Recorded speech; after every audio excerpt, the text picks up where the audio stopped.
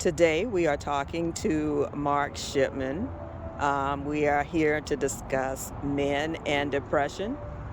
And Mark, I wanted to talk with you regarding your late wife. Tell us her name and how did you two meet? Hello.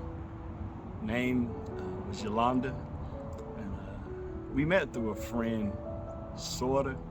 Uh, Yolanda had come in the job where I worked. I was produce manager, grocery store, and she came in, and she saw me one morning. Sad to say, I don't remember, but my coworker and her worked a part-time job together, and so she asked my coworker Kim, may Kim rest in peace as well, that was I single, and just the questions that ladies ask before they get involved. And so she found out I was single, so she left me her number to call her. So I called and we just talked. And then the next time she came in, I immediately knew who she was. And so basically, we met through a friend way back almost 20 years ago. Okay, all right. And tell us how long you two were married. We were married for 15 years. We met in 1999. We were married in '01. She passed away in 2016. So when you found out that Yolanda had an illness, how did that affect you mentally? Knowing that, there was something wrong with her and, the doctors, they didn't know or they did know and they were trying their best to help. How did all of that affect you mentally? Well, at first it was okay. We didn't realize that her time would be shorter than what we expected when she first became ill. Um, and that's why it was actually a very big shock when she passed away. Um, I thought everything was going to be all right. We were doing everything we were supposed to do as far as health-wise and everything. And so we actually thought, that we had another 20, 30 years. We didn't think in the terms of time be a whole lot shorter.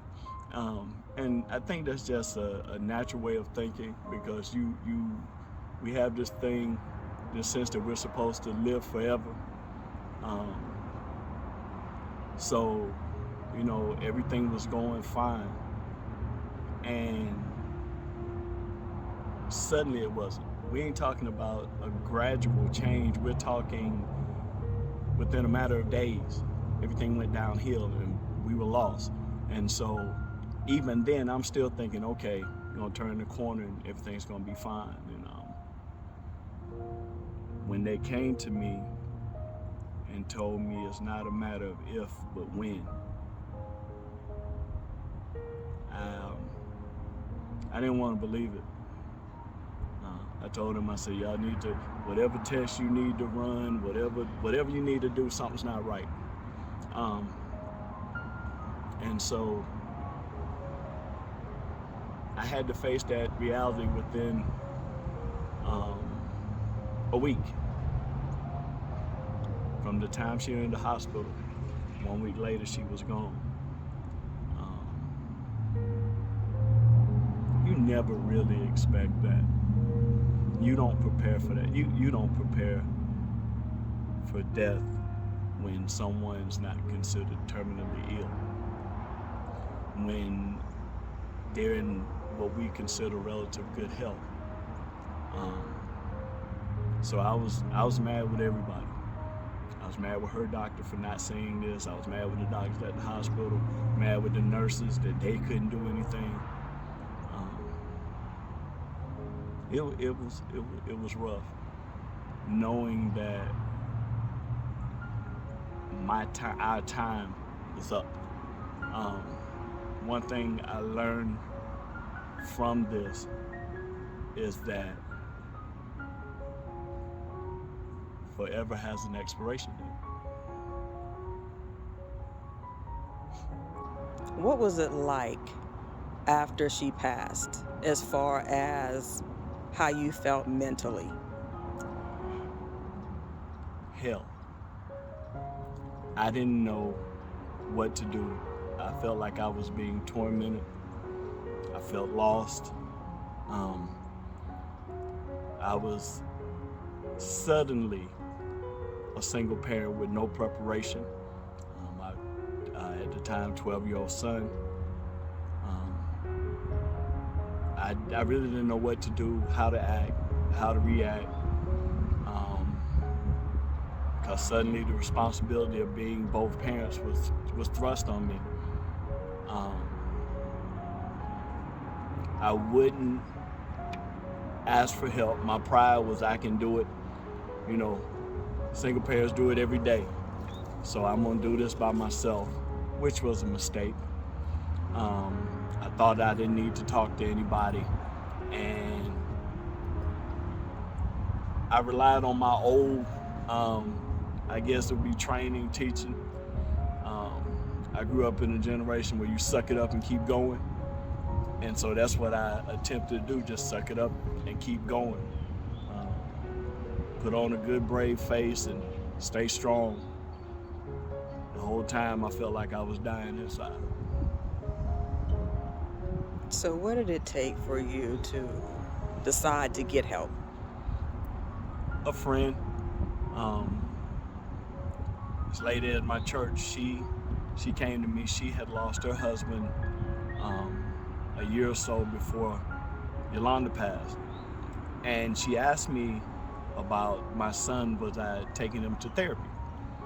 And I'm like, no, I need to look into that, into grief counseling.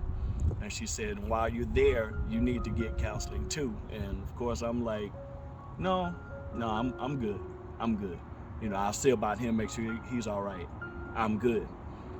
And so I signed him up for counseling. And I was kind of, I guess it would be surprised and accidentally entered into counseling. I was discussing what was going on with him with one counselor while another was actually talking to him. And next thing you know, I had talked longer than him. He was ready to go. So it felt good opening up. And I didn't think I could do something like that because I'm not the type to tell people my problems. And I realized how beneficial it was. And so I signed myself up as well. And for the next 2 years, we went to counseling together. So, let me ask you, there are men out there who think that it's not manly to go to therapy, it's not manly to get help. What do you say to that? That they're wrong. I can't speak for anyone other than my background, my race, so to speak. We're taught. I'm 51, and we were taught that you suck it up and keep moving. You don't tell people what's going on. Nobody wants to hear that. I grew up in a household where when you had a problem, you just take it to God. That's what you were supposed to do. And men feel like we have to continue to do that. That is a sign of weakness if we talk to anybody about things that are detrimental to our health. You know, we don't like going to a regular doctor, so we definitely don't want to go to anyone concerning mental health. And it's wrong. You have to get help. Just talking it out will help. And talking it out with someone who doesn't have an idea who you are or can prejudge you or will throw it up in your face, so to speak, at a later date is what we need. Oftentimes we learn to shut things off because the people we think we can trust and tell our problem to, they turn around and use it against us. It's okay to be vulnerable. Vulnerability is not a sign of weakness. I think stubbornness is. We don't want help. We got it. We don't want to look as if we're not tough enough or man enough. We allow others' opinions of us, of what a man's supposed to be, govern how we act and react. If you're going through something, you have to get some help, one way or another. You need to talk it out, because when you let that stuff build up inside you, it not only hurts you mentally, it can destroy your physical health as well. You mentioned something earlier about spirituality and the fact that, you know, what you grew up, you know, what your parents or your grandparents or your aunts or your uncles would say about not feeling your best. Um, what do you say about that on a spiritual level? Is I think sometimes we take the Bible too literal, or maybe we don't fully understand what we're reading. You know, we always taught to take it to God, but I think what we forget is that God put everybody on this planet for a purpose, be it good or bad. So if God didn't want us to talk to therapists, he would never given someone the insight to study that field. He would never give someone that you know, that's the career path I want to take, to be able to help someone by talking them through their problems. We, when it comes to our mental health, we're quick to say go to God, yet we forget that the Bible also says faith without works is dead. You have to get help for yourself. We can't take everything so literal that we don't do the work. When you pray about it, it's not going to fall from the sky. You have to work for it. And so we have to stop being to the point where I'm just going to pray about it and sit here and wait, because that doesn't work. When it comes to the death of Yolanda, how did it impact your son?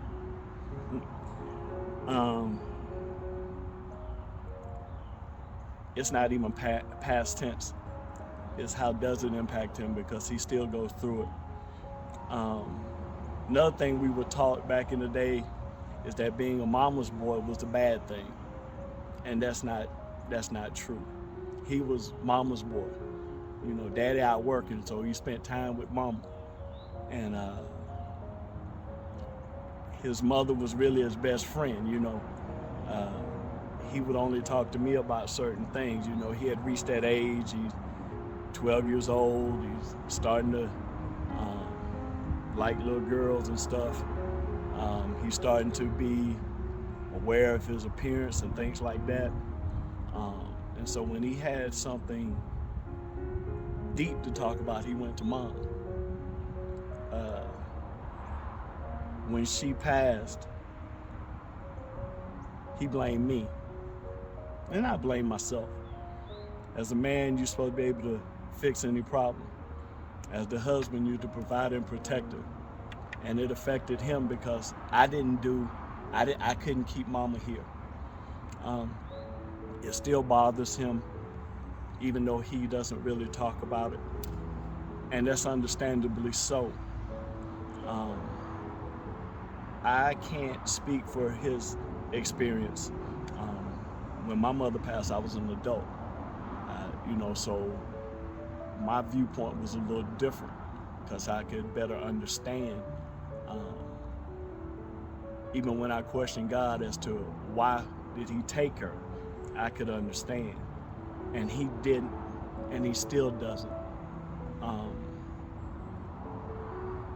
He's still closed off. And so we just work with him and try to do whatever necessary to get him through each day as well. But it was rough, and like I said, it still is. That wound is still wide open for him, because she was his everything. She was his everything. What would you tell parents to do with their children when it comes to dealing with the loss of that other parent? You have to seek help for your child. One thing about it is, the first thing your child normally does is he mimics the parent that's there. And because I try to keep my, stay strong and not break down and stuff in front of him, I think it was detrimental. The counselor told me, like, how does a child learn to speak unless he hears someone speak? So the thing about it is it's okay to be open and vulnerable when you lose your spouse. So that child know that it's okay to be open and vulnerable.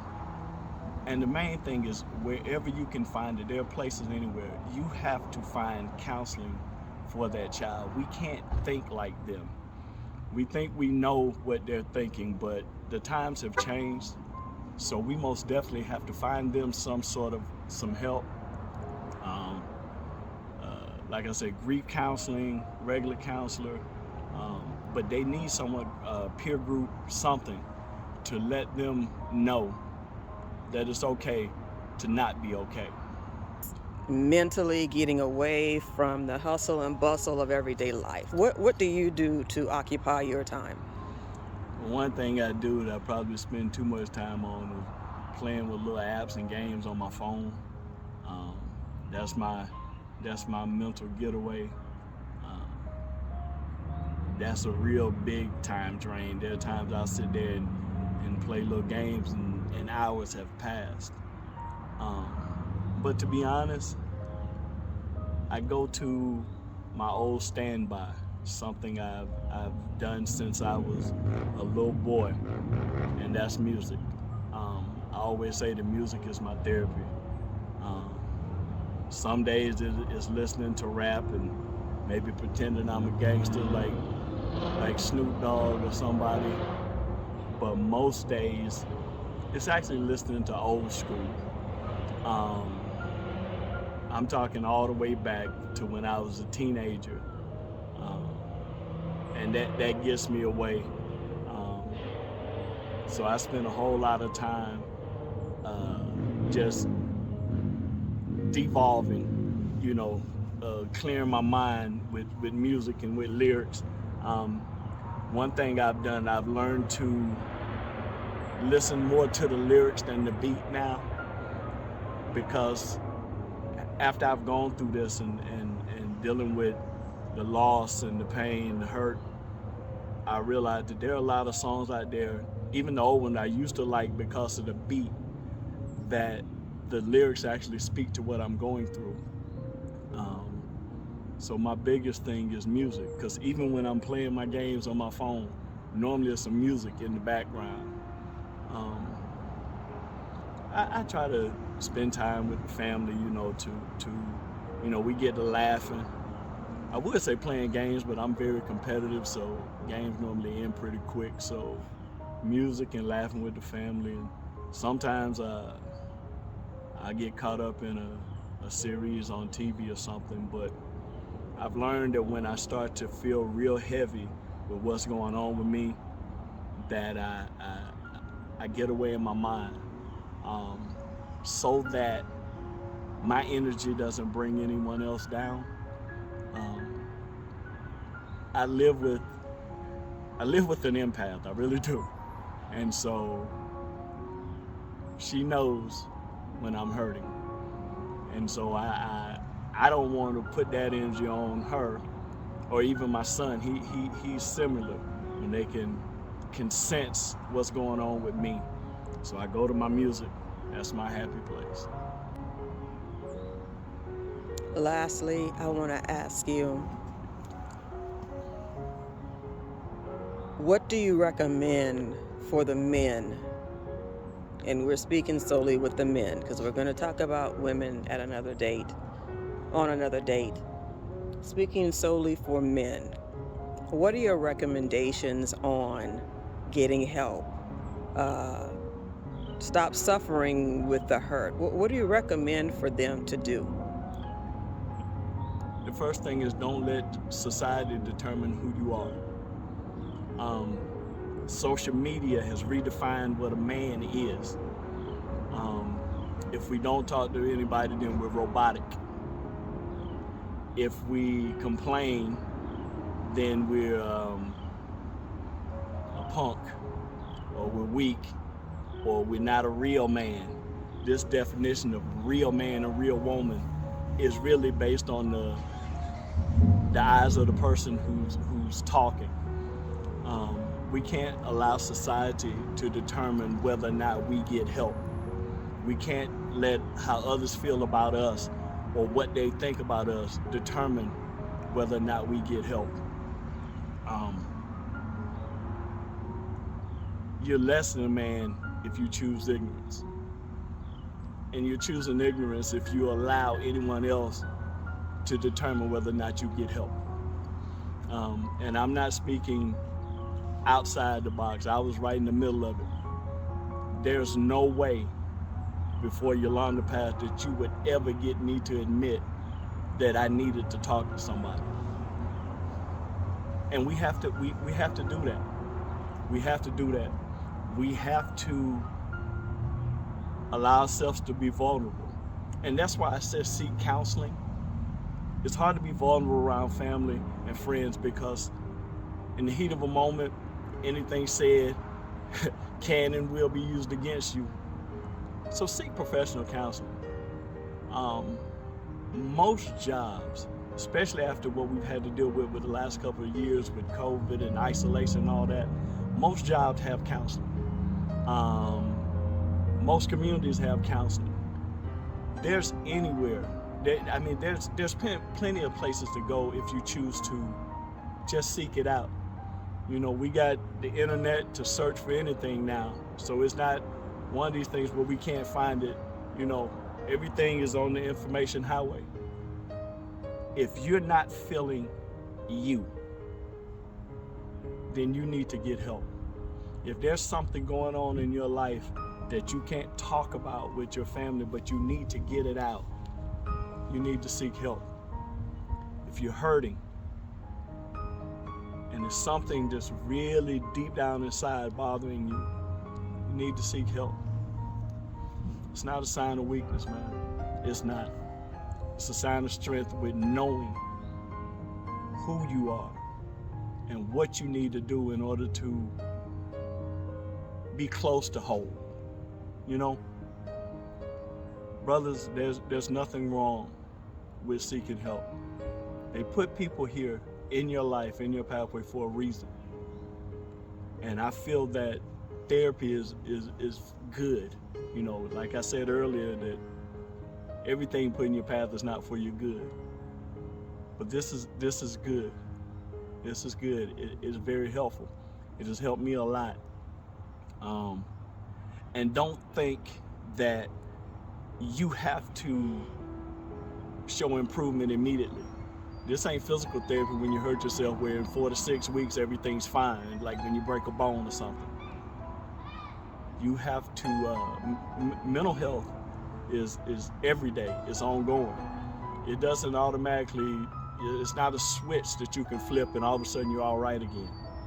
So don't put a time frame on how long you try to seek help to get yourself together. But the main thing is seek help, please.